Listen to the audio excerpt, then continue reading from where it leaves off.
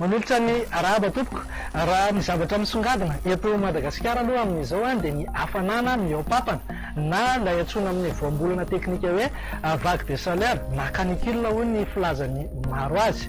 Raha ny zavatra hita aloha nanomboka tamin'ny zoma lasa teo sy ny faran'ny herinandro iny dia nahitana fiakarana izay maripana ambony indrindra izay na maripana ambany indrindra koa ary dia nahitana fiakarana. Raha hitantsika amin'ny sary izao faritra vitsivitsy maromaro teto Madagasikara izao dia nahitana fiakarana mihoatra ny 9 degré Celsius amin'ny volana oktobra ny maripana na ny ambony indrindra izany na ny maripana ambany indrindra. Montsana teo zany aloha ny maripana ambony indrindra voarefy hatramin'izay. Raha tsinganana manokana zao teto amin'ny fatriny afovoantany dia nahitana 13 degré Celsius teto Analamanga tamin'ny sabotsy lasa teo. Tany amin'ny manodidina ny Toliara iny kosa dia nanodidina ny 13 degré Celsius ny maripana ambony indrindra. Tany amin'ny manodidina ny Toliara aza moa dia mety mihoatra an'izay 13 degré Celsius izay. Efa nisy any zany 13 degré Celsius zany tany Toliara tany aloha tany fa dia tratra aloha zany izy io tamin'ny sabotsy lasa teo. Raha ny zavatra hita ihany koa dia zara raha misy fidinany aloha ny maripana ambony indrindra amin'ny alina dia izay no atsapahantsika zany hafanana be loatra.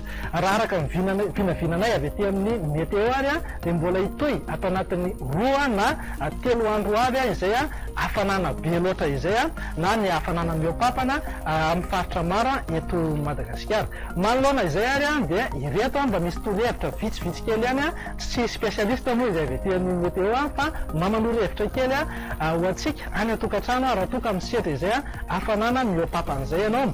Voalohany aloha zany dia tokony manao akanjo maivamaivana aloha zany ny tsirairay. Ny faharoa ihany koa dia tokony misotro rano be dia be zany mba ialana amin'ny fahaverezan-drano amin'ny vatana. Manarak'izay ihany koa dia tsy dia tsara zany aloha ny miranty eny ankalamanjana na mivatana amin'ny masoandro fa rehefa ohatra ka hoe andeha amin'izay ianao andeha eny amin'ny taninandro eny zany dia aleo mba manao mitondra elo na manao satroka. Etsakilan'izay ihany koa be dia be ny manana olana ara-pahasalamana rehefa mafana toy izao zany dia entanina ianareo mba hanantona ny dokotera zany na ny tobi-pahasalamana akaiky indrindra rehefa misedra olana na misy zavatra mampiaya amin'ny vatana.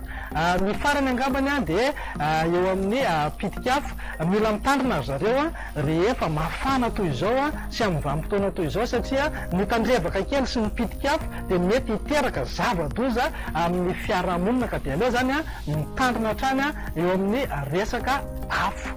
Izay ny amin'ny fandao iverenantsika raha ny mahakasika ny toetry ny andro ho amin'ny rahampitso maraina. Amin'ny ankapobeny aloha saika ho maina manerana ny faritra maro eto Madagasikara fa any amin'ny manodidina ny faritra anosy iny no isy ny sisan'orana tandrifin-drahona. Ny eto amin'ny faritry ny afovoantany kosa dia anamarika hatrany aloha ny fisiany zavona na ny zavotany zany amin'ny ankapobeny. Raha ny tolakandro kosa indray dia maina hatrany aloha manerana ny faritra maro eto Madagasikara fa ny amin'ny manodidina ny Analalava, Antsohia ary Ambanjy iny no ahitana oram-baratra. Torak'izay ihany koa mahazo oram-baratra mety arahana tafiditra ny atanin'ny Boeny, ny atanin'ny Menabe, ny ilany andrefan'ny faritry Betsiboka, mitatra hatrany amin'iny faritry Bongolava sy Itasy, Vakinakaratra, Amoronomania iny izay oram-baratra izay. Amin'ny vanim-potoana toy izao ihany koa zareo dia mateti-pitranga zany ny fisian'ny avandra ka mety hisy herijika na hisy risika azo an'izay oram-baratra miaro avandra izay ny any amin'ny manodidina ny faritry Hotomatsiatra, Iorombe, manodidina faritra Atsimo Atsinanana, Mitatra, Atrany, Anosy ary Androy izay oram-baratra mety hisy iateo avandra izay.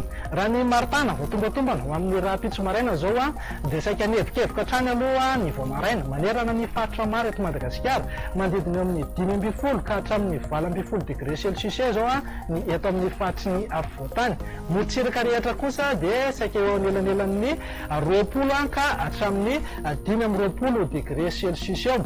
Miavaka kely ny any amin'iny manodidina ny Antsohihy iny hafana be ny voamaraina, manankatra any amin'ny 20 degré celsius mihitsy ny maripana ambany indrindra. Raha ho an'ny tolakandro kosa indray anevikevoka hatrany makolosolo mbola mitoetra hatrany aloha zany ny hafanana be loatra na ny hafanana miopapana amin'ny fatra maro eto Madagasikara. Eto amin'ny fatry ny afovoantany zao dia eo anelanelan'ny 1.30 ka hatramin'ny 4.30 degré celsius eo eo. Ny any amin'ny manodidina ny Toliara any dia mbola hitoetra hatrany aloha ny 7.30 degré celsius. Ny aty amin'ny manodidina ny Bekily, Betroka, Amboasary Atsimo, Ambovombe ary manodidina ny Benenitra iny kosa dia nankatra hatrany amin'ny 40 degré celsius any ho any mihitsy ny maripana ambony indrindra. Ilany rehefa Madagasikara iny moa dia hafana hatrany ary afaka manararaotra tsara mihitsy amin'ny fitrandrahana ny angovo azo avy amin'ny herin'ny masoandro. Andao jeresika ary ny vinany toetrany ny andro an'ireto